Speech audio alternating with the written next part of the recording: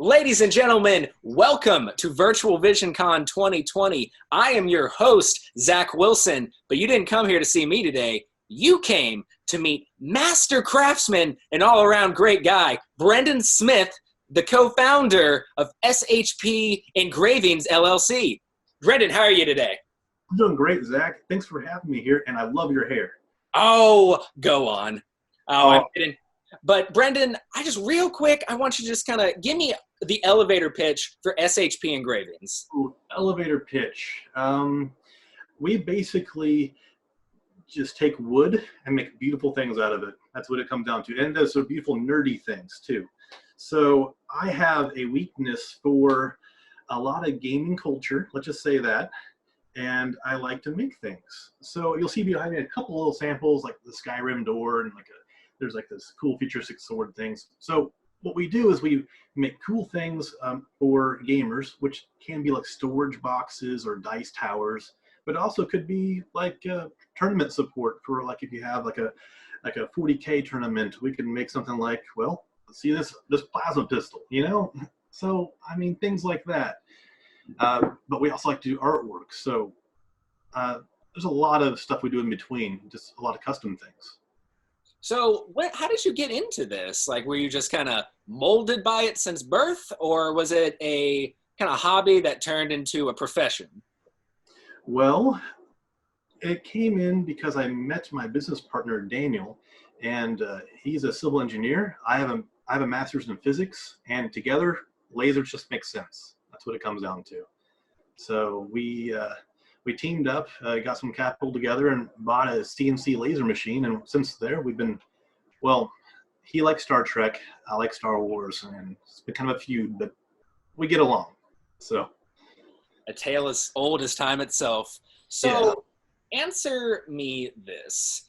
Now, you're the more nerdy kind of side of it. Is he kind of the more serious thing, or do you guys kind of both bounce off each other? He's the more technical side of it. I do a lot of design, which he does as well, but he knows the ins and outs of the engineering of the machine much better than I do. I can visualize what products need made, and I do a lot more of the sales calls, but he's the technical expert. And I see that there's kind of some varying sizes for the ones behind you, but are there like big things, small things that you guys do, or is it all just kind of uniform? Yeah, so what we do is we take stuff in layers and we cut it in layers, but our machine can pretty much handle anything but about 3 feet by 2 feet.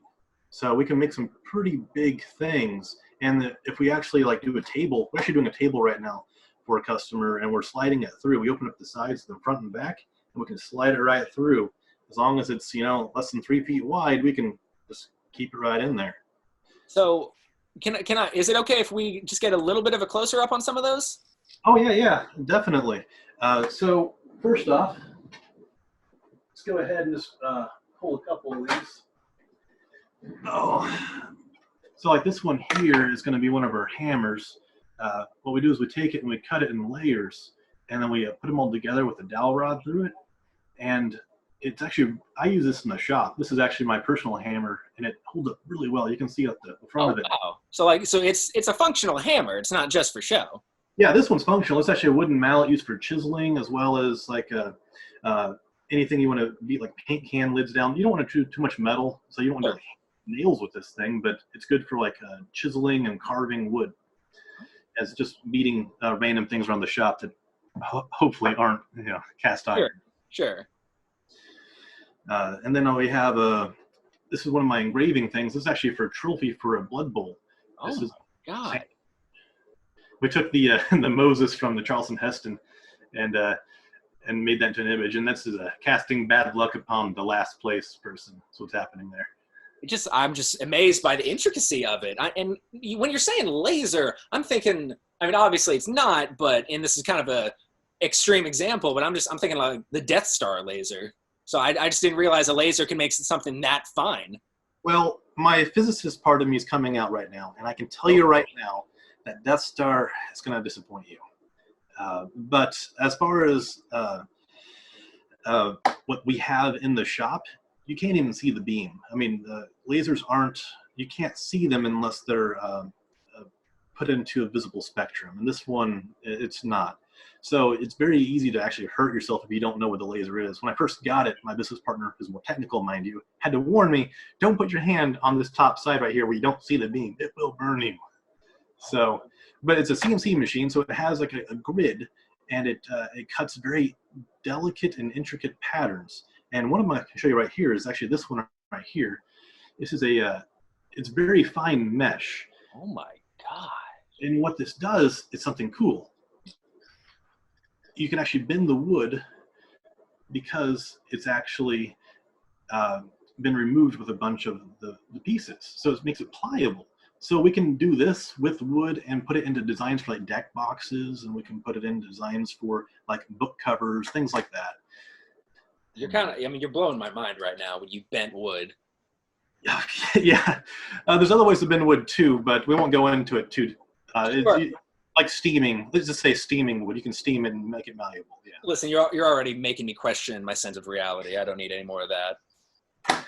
But you did mention deck boxes, which is kind of what I kind of want to go into next. Mm-hmm. So you work a lot with, hobbyist stores like Metagames that kind of have a more nerd-centric product. And so you're able to make deck boxes, but how about bigger things like for either, I don't know, like Warhammer, and not even necessarily the board game itself, or tabletop rather, but just, I don't know, like Space Marine stuff, for instance. Well, I showed you the plasma pistol already, and that was a little bit scaled down even for a human. Could we see for everyone at home, can we see that pistol? Oh, yeah. So here it is again, but it's just has everything right there, and even has a little 3D effect and stuff.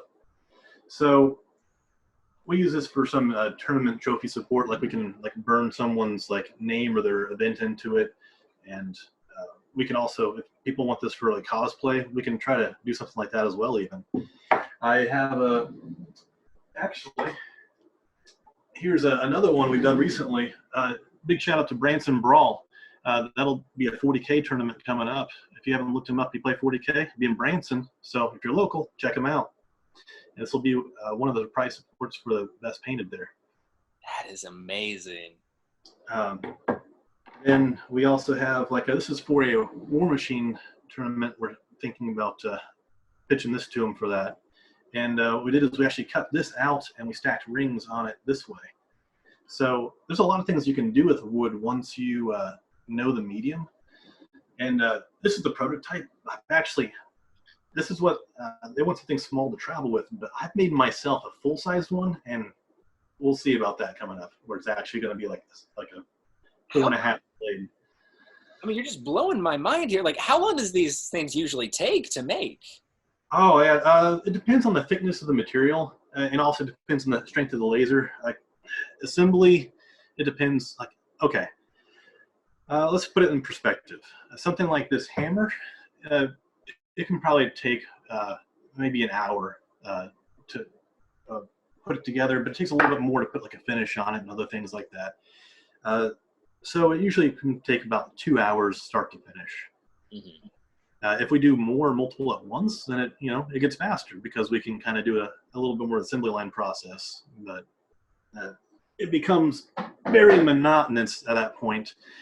And while I enjoy that, I also like the custom, like the challenge of figuring out something special for people too. Sure. Now, let's say I'm one of the people at home who was obviously captivated by your business and your talent with this. How could I get in contact with you to commission something, and what can I expect to kind of pay price-wise? Well, if you're local, you can always, I guess my business cards are at Metagames or some other local stores around. And if you look me up on Facebook, you can either look up Brenden Smith, or you can look up, because there's a lot of Smiths out there, SHP Engraving on Facebook. It's right there. We'll have with the magic of editing, we'll probably have a link somewhere like below or something, Oh, we will. But we also have an Etsy that we have that's under Game Burners. So that's just kind of like a catchphrase I've been using for that. So there's at least 2-3 different places you can find us. Etsy, Facebook, or you can email us at SHP Engraving at gmail.com. And then, for instance, like, this is arguably one of the more easily identifiable things that you showed us is the Skyrim door in the background, or well, the quest marker technically. Let's say I want to buy that, for instance. How much do you think that would run for typically? Oh, something like that. We could probably. Oh, you're gonna put me on the spot here. You can probably get that. I actually haven't sold any yet. I haven't actually put it for sale. So this is breaking news right here. I'm gonna commit, gentlemen. I'm gonna commit to $10. If you want that, you can get it for $10. $10, ladies and gentlemen. I know this isn't a shopping channel, but that's a steal. But hopefully next year when we come around the Visioncon, have it in person. I can bring a couple more of those with me. Well, ladies and gentlemen, when the next Physical Visioncon happens, be sure to check out SHP Engraving. Ladies and gentlemen, thank you guys so much for joining us for Virtual Visioncon 2020's exclusive interview with Brenden Smith. Brenden, do you have any last-minute comments? I have another project I'm really excited to coming up with. Can you give a sneak preview? I can give you the first part of it. Okay. I have a series of 3D maps I've been making. And here's the first one. It's based on one of my favorite fandoms. Oh. And it is The Hobbit. And it has the lyrics to the first line of the Dwarven song in the beginning of the book. And We Must Away Ere Break of Day, that one. It has, oh man, it goes, you can see like the actual 3D-ness of the mountains and everything.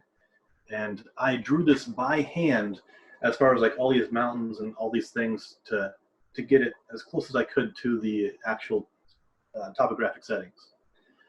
So that was really a pleasure to make, and I've been trying to make a series of these. And the next one is going to be the Minds of Moria. It's going to be a 3-dimensional drawing of the Underdark and just all the different layers of Moria in there. Ladies and gentlemen, I know that certain people in my life have been, impressed that I'm, real great at talking in front of people. Yeah, that's great, but anybody can do that. Ladies and gentlemen, Brenden, what you just showed me, I mean, I'm speechless. Like, the amount of patience and skill and creativity that you have to make something that intricate and that delicate. Ladies and gentlemen, this has been the exclusive interview with Brenden Smith, co-founder of SHP Engravings, and one of the first people in these series of videos to leave me speechless. Brenden, thank you so much for coming on the air today. And everyone, look forward to more content on Virtual Visioncon 2020. And you guys, stay safe out there. Thank you much, Zach.